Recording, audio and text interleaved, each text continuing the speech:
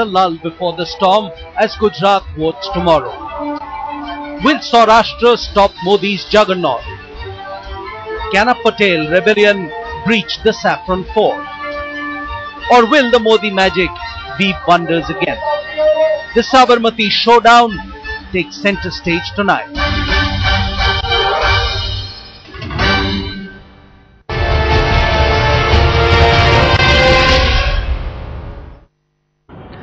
Good evening and welcome to the Sabarmati Showdown. We are here live on the banks of the river Sabarmati in Ahmedabad.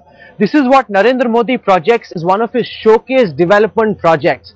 It also involved the relocation of thousands of families, several of whom are very cut up with the fact that they were moved from here. He's modeled this on several European cities which have a beautiful riverbank facade along the rivers. It's very different from what you see in other cities. As is the case with everything to do with Narendra Modi, there are two sides of the story. Tomorrow, of course, is the big showdown in Saurashtra. And we're going to be debating that extensively. I have a special panel. I want to begin by introducing Nirmala Sitharaman, spokesperson for the BJP. Amiben Yagnik is a spokesperson for the Congress party. Shabnam Hashmi is a very well-known social activist. She's been working extensively on the ground in Gujarat. Achyut Yagnik is a member of Headlines Today's election panel for the Gujarat elections. It's very nice to have you. Bakul Dholakia is a director of the IIM Ahmedabad, very well-known image and brand consultant operating out of Ahmedabad.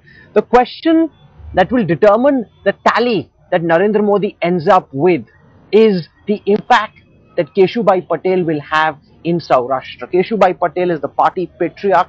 He set up the party in this state. He's now very cut up with Narendra Modi. He set off and put together his own party in these elections. It's not so much a debate about whether Narendra Modi is winning or not. The question is the margin, and the margin will be determined by what happens in Saurashtra. Our reporters spanned out across the length and the breadth of Saurashtra to pick up voices from the ground to get you a sense of what the voter is thinking in this crucial battleground which will determine Narendra Modi's fate.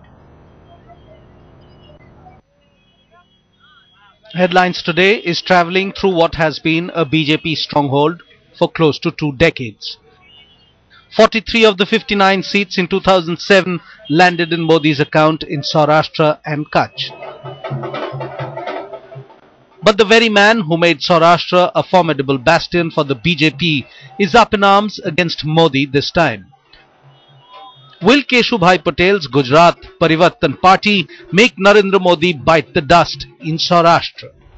In the past 10 days, we've travelled across Saurashtra, spoke to some influential Lehua Patel voices, met Keshubhai Patel, we went to Gondal, met Gordhan Zadafia in his constituency, also Naresh Patel of the Kodaldham Trust, an influential Lehua Patel voice. Now, have the Lehua Patels of Saurashtra ganged up against Narendra Modi, or do they sympathize with Keshubhai Patel but see a better future with Narendra Modi? These are some questions we pose to them.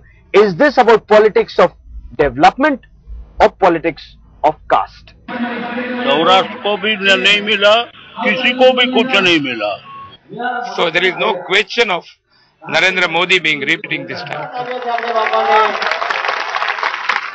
Back in 1995, Keshubhai Patel, who was then in the BJP, united the two subcastes, the Kadwa Patels and the Lehua Patels, against the so-called corrupt leaders ruling the state. But now the page has turned. Sidelined for long, Keshubhai has a new battle cry. The Lehua Patels community is under threat from Modi. The 84-year-old leader is banking on Naresh Patel to galvanize the GPP to defeat Modi. मैं मानता हूँ रखता है, सहानुभूति बापा के साथ रहेगी ऐसा मैं भी मानता हूँ. In Saurashtra and Kutch, Lehua Patels dominate 17 constituencies where their votes will decide who wins. In 2007, as many as 11 Lehua Patels were elected from the region on Congress, BJP and NCP tickets. But the community believes Modi has ignored it for long. They are also worried at the rising strength of the Kodis, who numerically outnumber the Patels but have so far been politically weak. As of now, the BJP says it is not breaking any sweat. The public knows it all, and they're such die-hard fans of a man who believes in development, who believes in being non-corrupt, and who believes in showing the nation that this is the model state. It's not just the Lehua Patels, it's water, electricity, farmers, multiple challenges that Narendra Modi faces in Saurashtra, and combined with that is the Congress party assault. Both Congress President Sonia Gandhi and Rahul Gandhi concentrated on Saurashtra. The challenges for Narendra Modi are many. He is considered an able administrator, an able manager. This is his litmus test. With cameraman Kirpal Singh in Saurashtra, Gaurav Sawant for Headlines Today. The critical question tonight is how much of a difference the angry patriarch can make. I want to go first to Achut Yagnik. You've been getting a lot of reports from the ground in Gujarat. Do you think that Keshubhai Patel and the GPP will be able to dent Narendra Modi's fortunes to a great extent? Saurashtra is the real battlefield this time, the most crucial for the future of Narendra Modi. There are 48 seats, and Keshubhai party, Parivartan party, can make difference at least in 20 to 22 seats there. You also find a lot of resentment against Gujarat government in Saurashtra. Many cities of, not only rural areas, but many cities of Saurashtra, they are getting water every third day or even every fourth day, and that too only for half an hour, number one. Number two, power supply, electricity is also another problem. Number three, that there is a development of small and medium industry, what we call SME, and they are also adversely affected by the Gujarat government. That is why you find lot of resentment in Saurashtra, and it will certainly make difference. Last time it was a fortress for BJP, but not this time. Nirmala Sitharaman, the fact remains that Keshubhai Patel might not win many seats, but he could seriously dent Narendra Modi's fortunes in Saurashtra. As Achut Yagnik says, this is where the party did really well last time. This time, Narendra Modi and the BJP seem tense about what Saurashtra might bring for them. I wouldn't say we are tense about it, but certainly Keshubhai has been a very, very senior leader. After all, he was also with the BJP and a very respected chief minister. And during his tenure, he certainly started a lot of work. And his respectability and his place in his society is very high. There's no denying that. But to what extent that is going to influence the voters is something which we can only see on the 20th. We are certainly not anxious to the extent that, we are taking anything for granted. We are certainly going down to every voter, trying to speak about everything that is happening in Saurashtra. There still could be a lot of issues which will have to be addressed. They are not entirely due to lack of not wanting to deal, or lack of understanding, or intention of the government not being there. I wouldn't want to straight talk about the kind of difficulties posed by the central government. It is relevant in the Saurashtra debate because water is an issue on which particularly that this chief minister had sat on a dharna to get the Narmada height increased, the dam height. And subsequently, when even the main canals works are all completed, the tertiary canals cannot get the water because the sluice gates of Narmada are not even being opened, and for which even the members of parliament from the Congress, I would expect, should have worked with the union government to get those sluice gates opened so that greater water flows into those canals, for which some kind of a improvement could have happened. But that's not to deny the place of those check dams which have been built. Nearly 115 of them have been constructed and readied for Saurashtra. Greater commitment has been made in this manifesto. So I don't want to get into greater details of what are the specifics which have been done for Saurashtra. It is worthy of an extensive separate debate. But Saurashtra has not been neglected by the BJP at all. And therefore, with the development which is happening elsewhere, also will be reaching and has to a large extent reached Saurashtra, to which the central government's assistance has been the biggest hurt. Amiben Yagnik, the Keshubhai Patel factor can cut both ways. We saw what Manpreet Badal did in Punjab. Not only did he cut Akali vote, he also cut Congress vote. In the end, he actually ended up benefiting the Akalis. So it isn't as if Keshubhai's presence, especially in Saurashtra, is a godsend opportunity for you. Is the Congress concerned about the negative impact of the presence of these rebel candidates because it cuts into the anti-incumbency vote? Not at all, but we have to see, of course, that on the 20th. But what you are saying is that first time in the last 12 years or 11 years, we are seeing something that has come as a threat to the ruling party. And Keshubhai Patel, being from the BJP, such a respectable person, and having started his own party and having got such an impetus to the whole movement, and that he has fielded so many candidates. And in a place where Saurashtra, where we have done a lot of work, and we have gone to the voters to show that you have been deprived of your rights, whether it is water, it is electricity, or it is land rights. We've come with a lot of promises that if we come to power, we'll do this. Definitely it is going to make a dent, and how that dent is going to be, how big that is going to be, is definitely going to impact the But result. is it not a massive failure of the Congress party that you're saying that the biggest challenge to Narendra Modi in the last 10 years is coming from Keshubhai Patel? It shows the inability of the Congress party to pose a strong, potent challenge to the Chief Minister. See, in order to break the facade which has been created of development and to go to grassroots level, pick up the issues where vast numbers of people have been affected socially.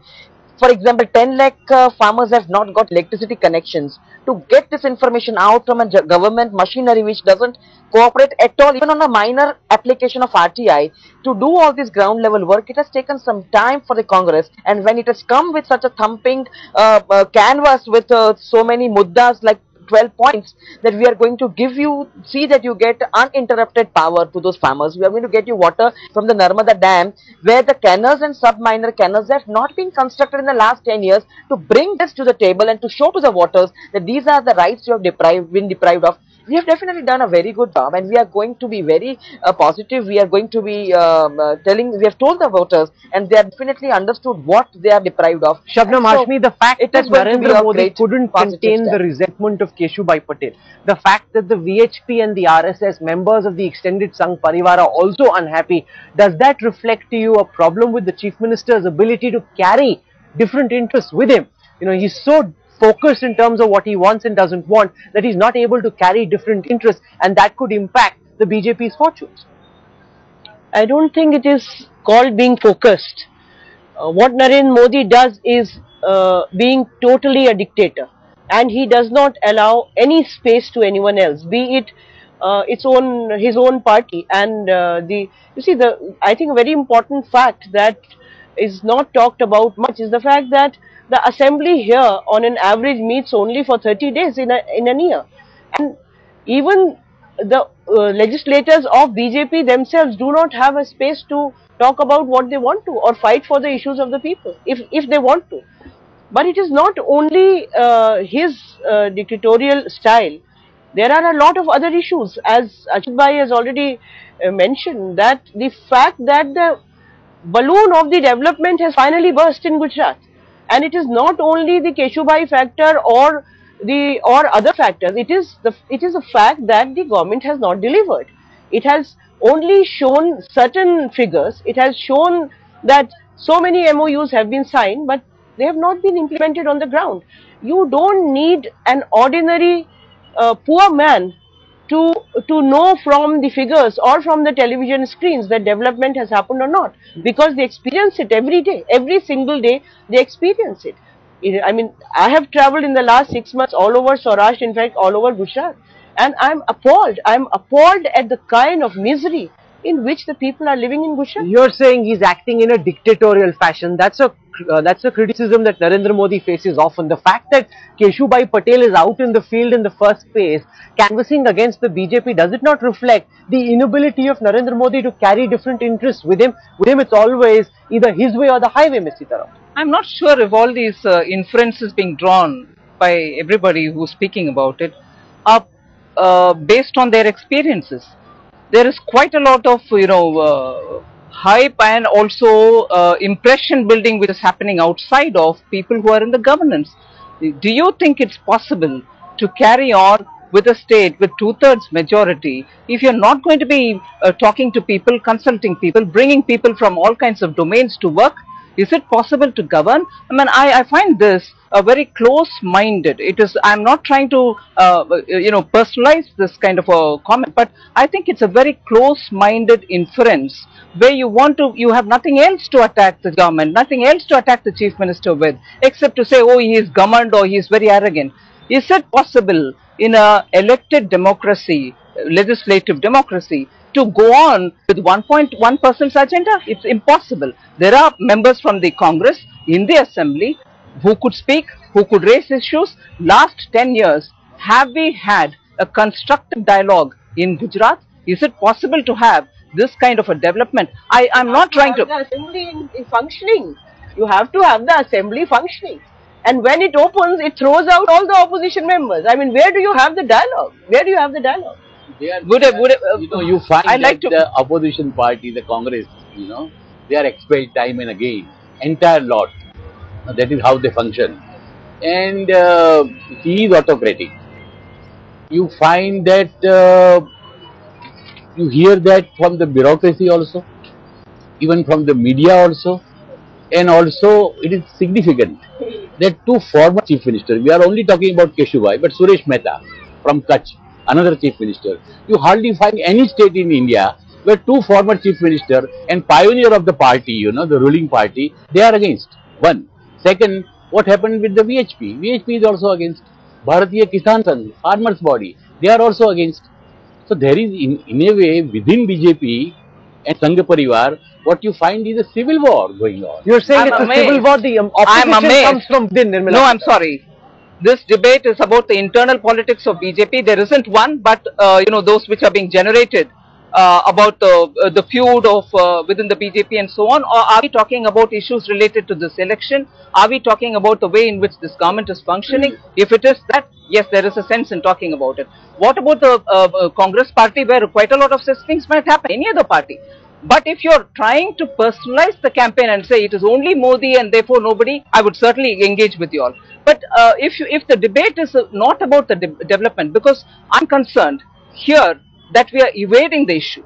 Till now, both in 2002 and 2007, the issues which dominated your election was not development, and we were going on saying if development can reach all sections of the society, however debatable you may say, 70%, 10%, 20%, we may debate that. But unless you talk about issues such as that, we are not really taking this debate of development to all equally. But what was the approach of the Congress party? I'm talking about Congress, but of course here you have representatives from the non-political areas as well. But if development is not the issue of the elections, and you had all the while issues which were other than development, I'm not going into specifics of that. No, I think let me just finish. I think specifically talk about how the development. Rahul, I think I should finish one by one. This interruption. I have been last week, 1 week. I have been spending in Modi's constituency, and I invite the whole national media to come with me, and I'll show you what development has taken place. Rahul, there is no gutter, there is no water, there is no electricity. What development are we talking about? I'm sorry, how much of the development picture that Narendra Modi paints is reality? How much of it is just sheer marketing hype? I think when you are debating this, I would say that we should not go by perceptions, we should go by hardcore facts. Now the data and the data given by the Planning Commission categorically says that Gujarat leads the nation in terms of reduction in poverty. It is not the government of Gujarat which has measured poverty.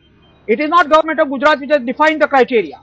So there has been a significant decline in the ratio of poverty in Gujarat.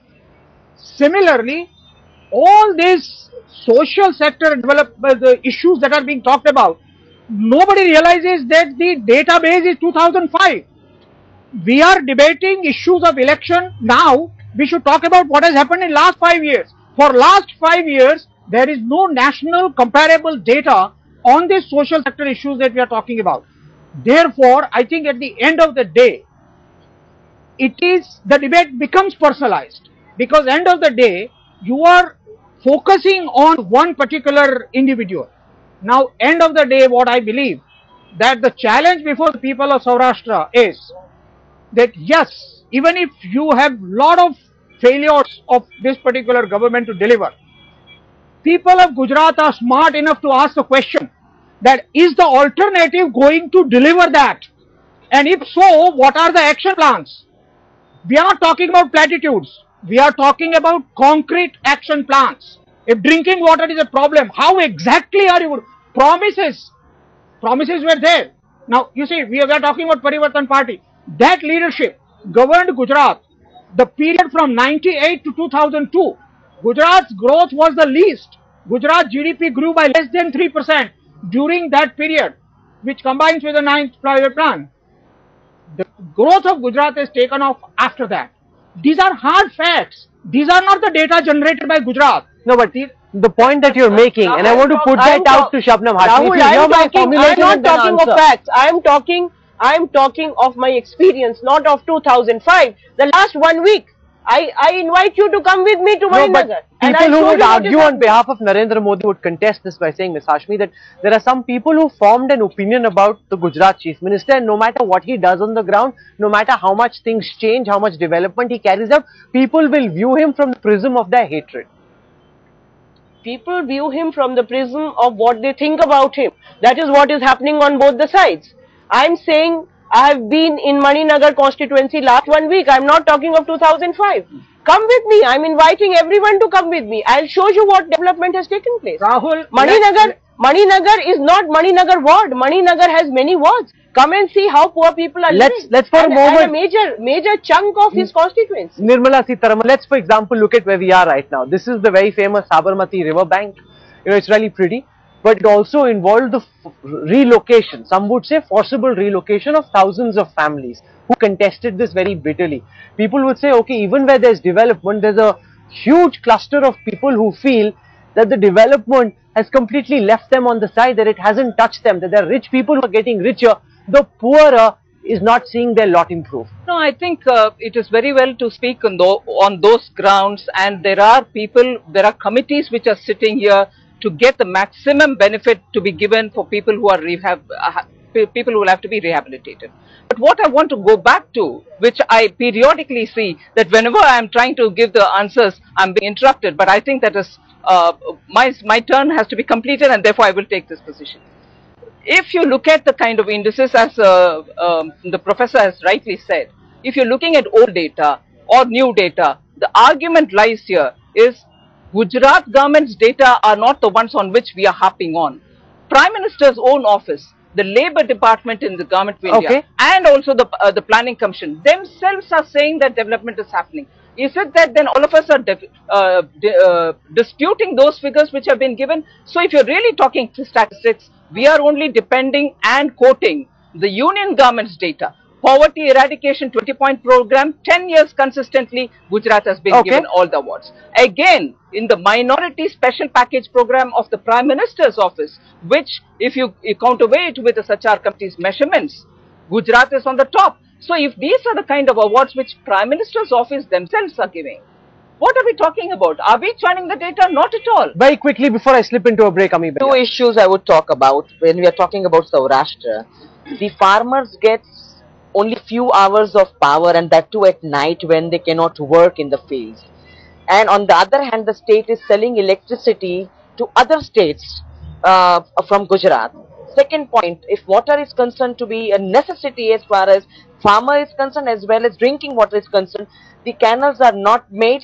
Secondly, no new project has come in the last 10 years. No small dams have been recharged with water. And if you go and see, there is no drinking water which comes every second day by a tanker and only for 10 minutes. You have to see this for yourself. If Saurashtra is really a matter of concern for the Congress party, I would only go back to say, how committed were they when they said after the high-powered committee came and saw the drought situation in Saurashtra, went back and submitted a report to the Prime Minister, and the Prime Minister thought it fit to announce in Delhi 15,000 crores for the relief. Yes, I will not even a penny had come till today. And if really that is the sympathy they have for Saurashtra, please let them answer. Anticipating a drought which has not come, they asked for a package of 15,000 crores and they were told to go to the planning commission. The debate is heating up. No, it's a planned package, and immediately 320 crores have been given for drinking water. It is not the BJP, it's the high-powered committee of the Government of India which has recommended it. This election, and based on which the Prime Minister has announced it. This election, so let's not distort the facts here. Is not so much about the BJP or the Congress, it's about Narendra Modi. We'll continue our debate, which is heating up here. There's a winter chill, but the debate is just about beginning to get hot. Narendra Modi made a highly publicized pitch, an attempt to reach out to the Muslim community. He held this very well publicized Sadbhavna mission in Gujarat. But the fact is, in these elections, the BJP has not given a single ticket to any candidate from the Muslim community. One of the key questions that's being looked at very carefully is, are Muslims feeling safer, more secure under Modi? Is there a general softening of opinion amongst the Muslim community? This is a question which is very important in the national context of things. So Headlines Today's reporters spoke to a cross-section of people to try and determine whether their opinion of Narendra Modi was changing after his attempt to reach out to the Muslim community. A decade later, the riot scars haven't healed. Vibrant Gujarat's development divide is stark and palpable. Successful in development, but at some cost. It is a form of ruthless development which yields enormous results, but also devastates and brutalizes a society. Yet, Gujarat's cricketing icon Irfan Pathan is sharing days with the man. So are the barriers slowly falling apart? Modi's support in Muslim pockets is suddenly on the rise.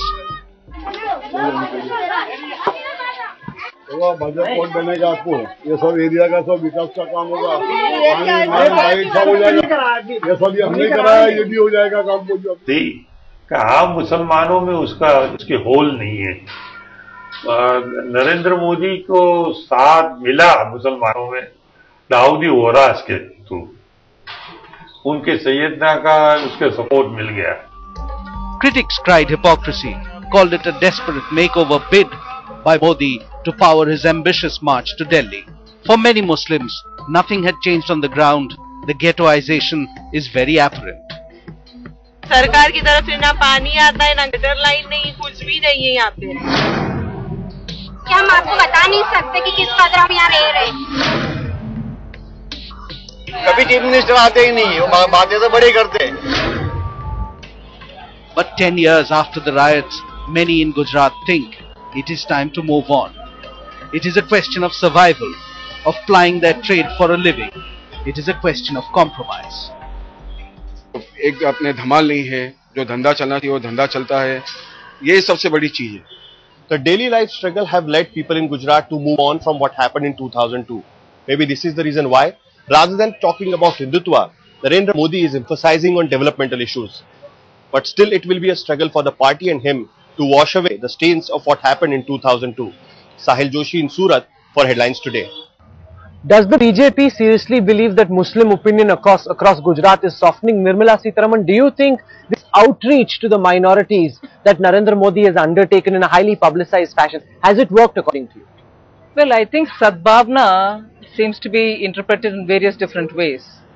It was a time when, after 10 years of with no curfew and the Chief Minister wanting to sit with the people and very clearly show that Gujarat is moving forward with a great sense of harmony and peace. So Sadbhavna did not include any quid pro quo about who is going to be given tickets, what is the electoral arithmetic based on which so-and-so section will be given or will not be given. That was not part of that.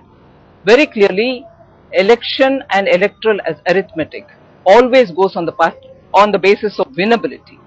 And here, every party would take that approach. I am taking my example, our example of BJP and speak. During the local bodies election, during the municipality election, to Nagarpalika elections, nearly 264, and since you're raising that question, I'm saying it in this fashion, 264 individuals from minority communities were given ticket by the BJP. I'm coming to the ticket issue in a while. I'm talking about general opinion. If it's softening, there's been some opinion towards Mr. Yagnik recently, which indicate that Muslims may not go out and vote for Narendra Modi, but there is a general softening of opinion amongst the Muslim community. I think first we should understand about the composition of Muslim community in Gujarat. They are divided in 87 communities, more than UP or even Kashmir. Out of them, 3 communities, Bohras, Khojad or Aga Khanis, and Memons. They are mercantile community. You find that these 3 communities with mercantile tradition of more than 600-700 years, they speak well about Modi, and most of them participated in Sadbhavana. We can find out from the race also who participated in Sadbhavana. But rest of them, they are either artisan or fisher folk or pastoralists in Kutch and Saurashtra. They are very unhappy about what is going on. At least more than 30 communities of Muslim are in the list of OBC, socially and educationally backward. It is very difficult for them to get their certificate under this rule. Shabnam Hashmi, the fact is that over the last 10 years, there's been relative peace and calm. If you compare this with Gujarat's turbulent history of communal riots, it's been a very peaceful period. The BJP says that Muslims under Narendra Modi have progressed. There's peace, there's calm, there's harmony, and therefore the minorities have nothing to be fearful about. One is that the last 10 years have not seen any big violence, but the strategy has changed. There have been low intensity violence across Gujarat. It is all documented, it is on the internet, you can see it. The second point is that when you create an atmosphere of fear, then there are a lot of people who would not dare, forget the minorities, even the majority community, will not say a word against Mr. Modi. Because if that happens, then there are repercussions for doing that. And thirdly, the whole Sadbhavna thing, I mean, as I see it, Mr. Modi had realized that he was losing the majority vote in certain pockets and he needed to enter the minority. That was the whole exercise. To some extent, he succeeded in that, there is no doubt about it. So even you're admitting that he succeeded, but the fact is that the Muslim community was looking out at these elections to see whether there was a genuine change of heart or was it just cosmetic. There are 182 assembly constituencies. In not one of those constituencies did the BJP find a single Muslim candidate they could have made their candidate in the elections. There's a 9% Muslim population in Gujarat, and there are at least 6 or 7 constituencies where Muslims have a very strong presence, especially post delimitation. Why is it that not a single Muslim has been given a ticket, ma'am? Rahul, I'm repeatedly saying this as my answer. The spirit of most of my answers is this. Winnability is the argument with which election candidate selection Let me happens. challenge that. There are constituencies where Muslims dominate. If, you know, because Narendra Modi says, when you're pressing the button, I heard him say in one of the rallies, you're voting for me, don't think of anything else, don't worry about who your candidate is, you're voting for me. If winnability were the criteria and Narendra Modi is the face that you're projecting, does that argument not hold? The party has had a selection process. People have gone out to the fields, to the constituencies, and then the process of election happens. Now, if you link that with a statement which the Chief Minister makes, because he is seen as a person who delivers what he has promised, and therefore if he says, you look at me, please give me the vote because I have delivered all the words that I've given in my last manifesto, and therefore the trust is built on the Chief Minister, it is only natural that he would say. But to then reverse it and say that if it's anyway him and you wouldn't go through the process of selection, that's wrong. A political party will have a process of selecting candidates, shortlisting candidates, and only... No, but isn't it the responsibility of the party which wants to reach out to minority interests as well and talks about Sadbhavna to create candidates who can win? Let me give you some examples. That is where I said... Dalli Limda has 48% Muslims, Daryapur has 46%, Vijalpur has 35%, Bapu Nagar has 28%, Khadia also has a very strong presence of Muslims. You can give the statistics, and allow me to finish the sentence that I started off earlier. That in the municipal corporation elections, Nagarpalika elections... Why not in the assembly elections? That's a decision the party will take on the basis of who's winnable. You can't really just tell the party over a forum which very quickly gives statistics about... Even we do have the statistics, we would like to benefit from it. Is this winnability argument? And therefore the 264... No, Rahul, the 264, are you saying doesn't exist? No, I'm not disputing that. I want to understand if this winnability argument holds merit. Winnability argument, because there are a number of, not even the assembly seat, but even the parliament seat also. The Kutch matters, the Bharuch matters, for that. But what I would like to say that look from the national aspiration of Narendra Modi, and then personally I think that he has committed the biggest blunder during the election time. By not giving any By not giving any ticket to any Muslim. No, but even symbolically. The Congress party, ma'am, says that, you know, minorities are insecure under Narendra Modi. The Prime Minister came here and made that comment. You haven't done very much about representation for Muslims either. There are only a handful of candidates who've been given tickets from the Muslim community, even in your party. So you don't really have much of a leg to stand on when you berate Narendra Modi for giving no tickets to Muslims. Rahul, it is 4 to be precise. Yes, absolutely. Only 4. And GPP is given 0. Yeah. 2 points. One, that the Sadbhavna appears now to be a complete eyewash, trying to make an image makeover and just have some kind of a message to be sent So why out didn't that you I answer have the question changed. of only why One. 4 Muslims were given tickets by the One. Congress And the party? second is that Congress party has always looked at performance. Winnability, of course, follows that, and then looked at all these pockets and have given a fair chance to everybody. It's not only the minorities or whoever, but everyone has been judged on performance. Every party has a kind of a board, parliamentary board or selection committee that looks at everything. So it's not very different from there. But here we are not saying that why you have not given. You have boasted of having made an image makeover. You have spent crores of rupees on the Sadbhavna thing, gone to every district and have made kind of a very festival kind of a mood and said that, oh, now I am in this Sadbhavna mode, and then you don't come out with any ticket for the Muslim. It falls flat on their face to say this kind of thing. So we have always said that there's a double speak to But is there a completely different reason, Nirmala Sitharaman, behind why Muslims have been given no tickets? And that reason is that the VHP was putting so much pressure, that there was a concern also from the RSS that if tickets are given to Muslims, Narendra Modi's image as a Hindutva mascot would get impacted, and therefore not to take that risk. From the pressure from the likes of, say, Praveen Tagodia, Narendra Modi said, why take that risk, even if there is a larger benefit in a national scheme of things? But I find it's contradictory to your first position then. No, this is something that I heard from a very senior BJP leader I met just this evening. I'm not sure about the Because veracity he of told me, and I'll tell you what he says. He says that Praveen Togadia told me, "Dekha, maine itna pressure dala Modi pe, he gave no tickets to Muslims." I will not get into the inferences and the hearsay that you've heard from. No, this is from it's not hearsay. It's a comment from a BJP leader. Well, it is a hearsay for me so long as you're not even disclosing the name. It's very well for you to say that I've heard it from a BJP leader. Well, I don't see that at all coming through from BJP. We are very clear that the arguments which have come in favor of any selection of candidates is based on winnability, and I will repeat it any number of times. And I'll also repeat that Sadbhavna was not for a give and take with any community. It was more to remind that Gujarat is moving forward in peace. In the last 10 years, there have not been any kind of high intensity or low intensity conflicts anywhere, because every case gets reported and there has not been any such incident.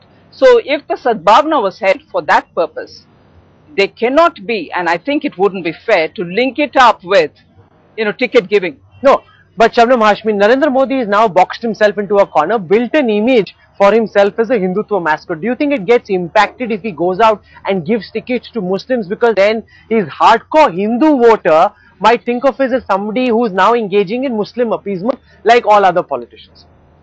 Let me first say that in 2005 and 2007, there were one riot which took place in Baroda and one in Surat, where more than 5 villages were burned. Both these were fairly well reported by the media. There are at least 4 graveyards which have been in the last 7 years occupied by either the corporation and you can see the photographs, even the bones coming out of the graves and the roads being paved there. So let's not talk about that nothing has happened. What you are saying, I think that's absolutely correct. Initially there were 2 questions. One was acceptability at the international level, and second was trying to get the minority vote, because he realized that the majority vote was slipping. And when he realized that there is so much of majority vote which has slipped away, and if I give tickets to Muslims, then whatever is left probably also might become a big problem. Politics to a then great he extent is about decided symbolism. not to give any tickets. Politics is to a great extent. No, there is a relevant point, Rahul. I wouldn't want to miss these kind of comments which are coming without enough data banking. I'm not a data person. I work on the ground and I speak from my experience. What I see, what I hear when I interact with the people. I don't travel in 15 cars with the gunmen all around me. I'm an activist. I work on the ground, and whatever I'm saying is from my experience of the ground. every by-election that has been held since 2005 or 2007, but for one assembly, has been won by the BJP. And if we are trying to create an image that there is such a lot of dissatisfaction, that is not going to be possible at all. So let us not exaggerate what is seen by a few. I am not going to get into an argument about whether what is seen is right or wrong, but if it is reflective of the larger sense which prevails here, would you think BJP's victory in the by-elections would have been possible? Every by-election has been won, whether it is assembly, parliament or local politics to a great extent is about symbolism. And while Sadbhavna is a great, attempt by Modi to try and reach out to the minority community, the fact is, when a cleric comes trying to pass a skull cap to Narendra Modi, he's very wary of taking it. The concern is that this might impact his Hindutva image. And similarly, we've seen Achyut Yagnik saying not giving tickets to Muslims is a big blunder, because people in Bihar, Uttar Pradesh are also watching these elections, and they say, okay, here's a man who talks to Sadbhavna, and yet when it comes to representation in the elections, we are kept out of this. Well, I think you are absolutely right that to some extent it is about posturing and so on. But at the end of the day, it is one way to say that Sadbhavna was to win over the minority vote. Do you think he succeeded? It is another thing to say that Sadbhavna was about assuring minority that we care for you, right? Who you vote is your choice, alright? And therefore, every politician has to decide what is the direction and to what extent one is going to go. If a guy has a policy of thus far and no further, I think we should legitimately give it to that particular person. With Modi, will it always be Achyut Yagnik thus far and no further? Let me make one point. For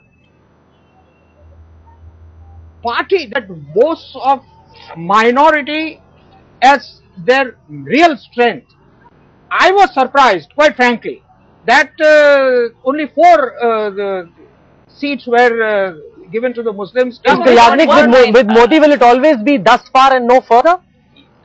Yes, thus far and no further. But I would like to add that time and again Modi has said that he does not believe in majority and minority, and that is the reason he has given for not implementing any scheme for minority development of the central government.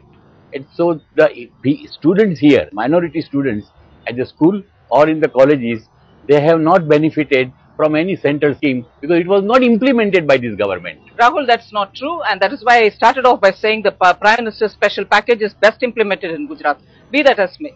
One example I would want to say, trying to give a perception about the Chief Minister that, there's fear, people don't want to speak against him and all that.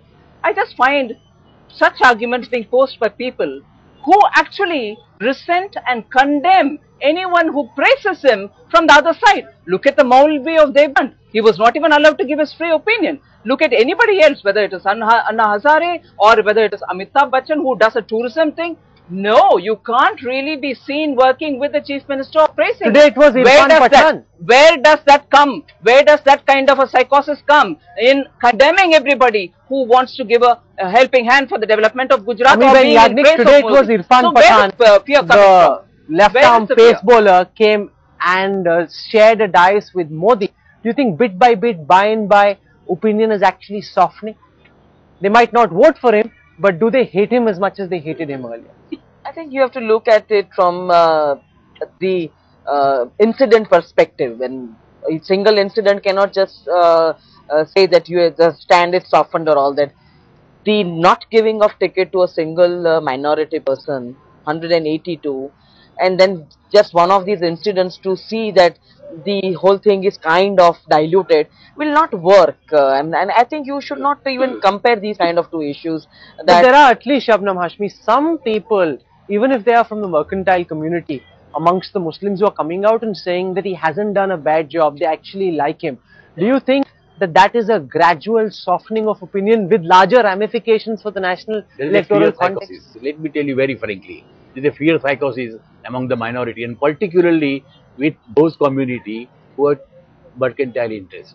Fear of let me tell you, fear psychosis of what? Fear of that whom? if we go and praise this man, we will be thrown out by the community, or we will be thrown out by those who so-called care for the minority community. Absolutely, that's the point I'm raising. The minority in Gujarat is not being allowed. It's not necessarily coming out and expressing themselves freely. Secondly, let me also tell you that in the past, a family behaved as a family. That means head of the family, spouse, children all voted for the same party. In today's times, that is not necessarily true. So if the woman is convinced that my child is getting the due, my child has a better future, it is not necessary that woman will wait for the same party for which the husband is going to vote. It is not necessary that the grown-up children will vote in the same way. So therefore, there are segments in minority community, and I don't think that there is any research study to show the mindset of those segments. Okay. We're out of time on this particular broadcast. Very quick final comments. Well, minority is not, or even when you talk of Muslims, it has never been a homogeneous identity, and it will never be. It is the whole politics of identity, and it is the whole politics where religion becomes more important that has pushed an identity on the Muslims. Okay. And what this is an argument that can't be won one way or the other. We don't want to weigh in on either of the sides. At the end of the day, all our viewers who are watching need to decide for themselves where they stand and whether Modi has done enough or not to reach out to the minority community. We've had a very engaging debate. Thank you very much for coming out and joining us on this special studio. We'll be here over the next several days as we build up to the big counting on the 20th. Nirmala Sitaraman, Amiben Yagnik, Shabnam Hashmi, Achut Yagnik and Bakul Dholakia, thank you very much for joining us.